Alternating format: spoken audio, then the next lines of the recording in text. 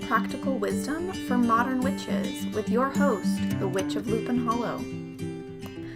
Good morning, modern witches. Welcome back to the Witch of Lupin Hollow YouTube channel. I'm your host, Tanae Stewart, the Witch of Lupin Hollow, and today we're going to talk about how to make the most of technology in your spirituality. So we're going to talk all about technology, and I'm going to share some of my favorite ways to use technology as part of a spiritual practice. So technology in spirituality can be a little bit of a controversial subject. And the reason for that is that much of the pagan and witchy, new age kinds of spiritualities, these alternative paths, are really rooted in nature. And so, we have the pagan sabbats, the holidays which celebrate the seasons. Many of us follow the moon cycles. So it's all about sort of the cycles and seasons of nature. And technology, doesn't really have a place in that for a lot of people. And that's totally okay. If you don't feel comfortable using using technology in your practice, or if you don't, feel a connection to technology, or if you feel like using technology is a distraction from your practice, those are all totally valid points and, potential roadblocks. But for me, I've always found that certain elements of technology, at least, are really supportive in my practice. At the end of the day, there are definitely certain very nature-based and analog parts of my practice. But I've found that incorporating technology in certain ways can be really, really supportive because it sort of gives you these tools that we use in all different sorts of other contexts.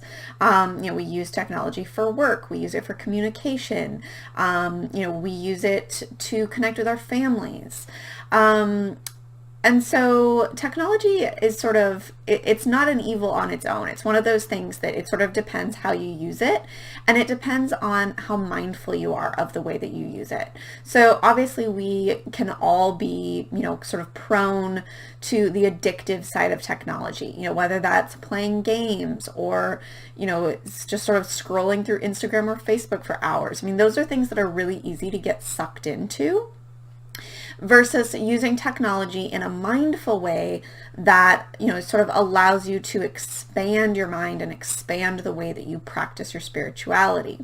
So there's sort of a balance to be struck there. I think there's always a balance to be struck in pretty much any situation with any tool. The same can be said for divination. Relying on divination as a way to tap into your intuition can be really powerful. Relying on divination as though you don't feel like you can make decisions on your own, maybe not so powerful, not so supportive. So I think that pretty much every tool has kind of a light side and a shadow side. And so we're going to talk about kind of the light side of technology today, sort of how you can use it as a really expansive tool to express your spirituality. So I'm just going to show you guys kind of on my phone, a few different things that I like to use in my practice. So I mostly use my smartphone for any kind of technological practice that I'm going to do, because it's really, it's small, it's easily accessible, and you can sort of, just pay attention to what you need to pay attention to. Certainly it can be really distracting if you have your phone on, all the way, and it's sitting there while you're practicing yoga or doing a ritual, and you're hearing it go off, and you're getting messages, and there's, you're starting to think about who might be calling. That can be really distracting. So my number one tip is, if you are going to use technology as part of your spiritual practice, I would definitely recommend kind of muting all of your notifications. If you can even put it in airplane mode and just turn on your Wi-Fi, or whatever it is that you need to do to kind of shut down the things that are going to be distractions, so that you can focus on the ritual at hand or whatever it is that you're doing, and only use the piece of the technology that is the tool you need. That way that you're not being totally distracted all the time by all of the other notifications and things that are coming through. So I actually have a folder of apps on my phone that's just labeled spiritual. So these are things that I use as part of my practice, although I definitely use, other tools as well. So we'll talk about that too. So first I want to talk about tools that are specifically spiritual. The one that I use probably most often is the iLuna app. Which this is one of my favorite apps because it shows you the moon phase and the moon sign for the day just really clearly and easily. And down here at the bottom, you can also select a particular day. So it's really easy to, just pull up for the morning, see what phase and sign the moon has moved into. If the moon is changing signs that day, it'll tell you what time that's happening, so you can kind of get a feel for which energies are going to be most prevalent for the day. And I use this as part of my actually dream journaling practice. So I wake up in the morning and I like to grab my journal and write down what sign and phase the moon is in for the day. And I'll write down my dreams. So by pulling up the iLuna app right away, I get that quick information without having to go searching very far. And then I can just return to my journaling and write down the information that I needed. And that's a really great way to start the day because it kind of gives you a sense of what the astrological energies are going to be like. Another one that I use pretty frequently is the Down Dog app. So this is a yoga app. This is probably my favorite yoga app. So it's very much like taking an actual class because you set the level that you're at, the type of yoga you want, and the length. And then it gives you kind of a specially curated sequence. So, just like when you go to class, you don't necessarily know exactly what poses you're going to do for the entire class. You might know that you're going to do some sun salutations or you're going to, do shavasana at the very end. But it's a little bit more of a surprise as you go through the class which types of poses you're going to be working on that day. And so that's what I really like about this app is it's kind of like a little class right in my house. And they have short sequences. So I think the smallest you can set it for is 12 minutes plus a 3-minute shavasana. So it's this perfect little 15-minute practice that I can do right before a moon ritual or just in the evenings if I feel like it. And so I can incorporate that into part of a larger ritual, but I'm not getting too stagnant. I've used apps in the past where you actually sort of curate your own classes, which I like because it allows you to focus on particular poses that you want to be working on or that you really enjoy doing. But I do find that after a while of using those kinds of apps, I get kind of stuck in that rut and I'm not breaking out of it anywhere. I'm just sort of doing the same sequences over and over, which, makes you really strong in those poses, but doesn't give you any variety or really let you get out of your head because you know exactly what's coming next and you don't really have to pay very much attention. So I really enjoy the Down Dog app in particular for incorporating yoga into my practice at home because it has more of that classroom kind of style to it. Another app that is specifically spiritual is the Headspace app. So you might have heard of this one. It's a really great app for meditation. So Headspace is all about short, approachable methods of meditation. So there are these little guided meditations. They have them for sleep. They have them for relaxation, all these different kinds of modes. And so you can, just listen to the meditation, or they have sort of white noise ones that you can listen to if you're trying to fall asleep. And it makes meditation really accessible, I think, which is so important. And really, I think accessibility is my number one reason for really believing that technology can be a powerful part of your spiritual practice. Because, most of us, we, aren't necessarily trained yoga teachers. We can't necessarily, just sit down on our mat and, go through an entire sequence off the top of our head. We need some guidance. And so if you're going to do that at home, you need something to guide you. Meditation can be really challenging, especially if you're first getting started with it.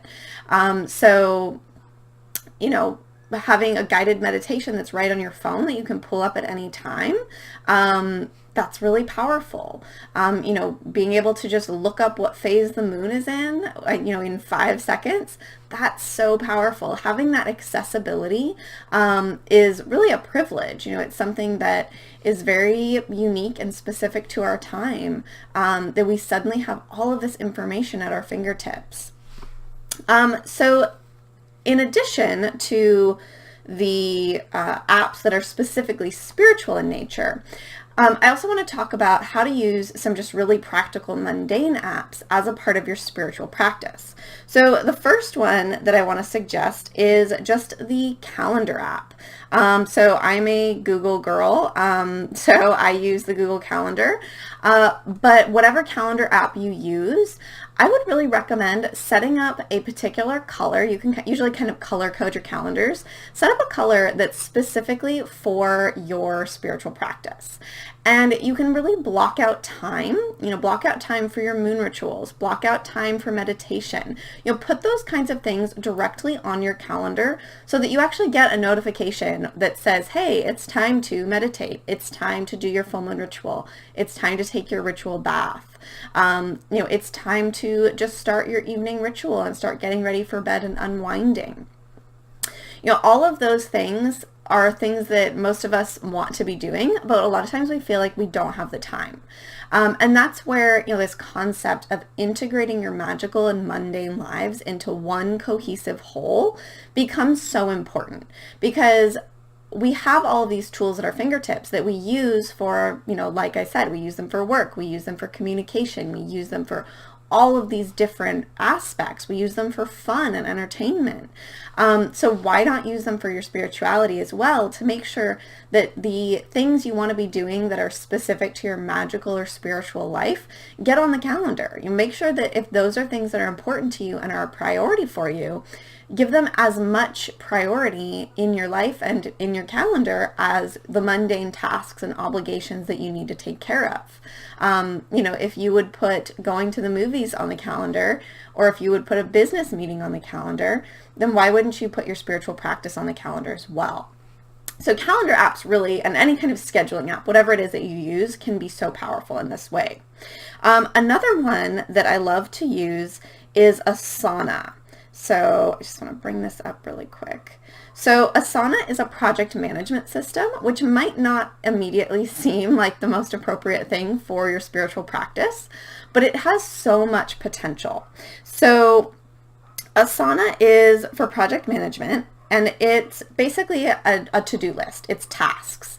So, you can use it for, work tasks. You can use it for, just your chores and to-do list, or you can use it for your spiritual practice. So on this page, I have my morning ritual laid out. So I have tasks created that repeat daily for things like recording my dreams, for lighting candles, for doing a daily card draw.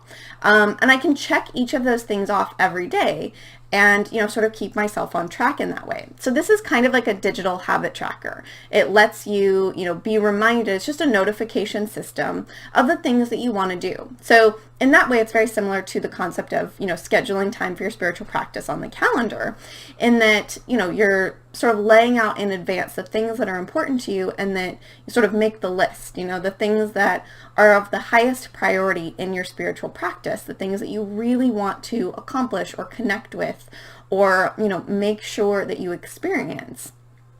And so using a project management system like this, it can, it might seem like a little bit of overkill, but if you like that kind of notification system, Asana is amazing. It's so powerful. There's so many ways you can use it. You can create subtasks. You can create different projects. So I have a project for morning rituals and one for evening rituals. It's really powerful. There's so many different ways that you can use that. The only thing that I would say is I've talked about habit trackers a lot in different videos and blog posts, and I really think they are super, super important to use because they give you so much power to see what's working for you and what's not working. And that is the one downside to using Asana in this way, is you can't really go back and see how frequently you did a task or not. They repeat daily, but if you don't check them off, then it won't repeat for the next day. So there's definitely a little bit of a glitch there.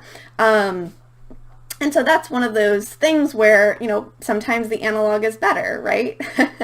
And so in this case, I really love Asana for, true project management, certainly. And I love the concept of how powerful it can be in your spiritual practice. But you also have to sort of balance between, where does technology fit in your practice and where is the, real world or analog version actually serving you better. So, in this case, with a habit tracker, with a paper one, you can actually check off each day that you did it, and then you can go back and see which days you didn't do the habits. And that gives you this great tool for reflection. So that's the piece that's kind of missing in using Asana for to-do lists and for rituals, is you don't have that same element of reflection involved. So I think in any time that you are trying to integrate technology into your spiritual practice, you just have to consider, what's most important to you. And you want to think about, if I didn't have the technology to do this, how would I be doing it instead? And then sort of weigh those two options. Is the technology better? Is it going to be supportive? Is it going to, make practicing your spirituality easier, more accessible, or is it going to, sort of limit you in some way or make you feel like you are never unplugged? If you really feel the need to unplug and get away from technology at times, then, maybe integrating technology in most ways isn't for you, but maybe you do really like the meditation app. It's not an all or nothing kind of thing. You just really, like with all tools and elements of your spiritual practice, you just have to figure out what really works for you. Okay, so that's sort of some of the ways that I use technology in my practice, and how I really integrate my magical and mundane realities by using this tool that is traditionally pretty mundane or even unspiritual, and using it as a tool to express my spirituality. And of course, there's lots of other spiritual apps and things out there that I didn't even cover. Things like, astrology apps, ways to generate your birth chart. There's tarot apps where you can actually pull a random tarot card right from your phone. There's so many powerful options out there that I really encourage you to explore this concept and see if there's any apps or websites or elements of technology that can be really supportive in your spiritual practice. So comment below and tell me what you think of using technology as part of your spirituality. Have you tried it? Did it work? Did it not? Was there anything that felt kind of weird and crunchy about it, or did it really feel supportive?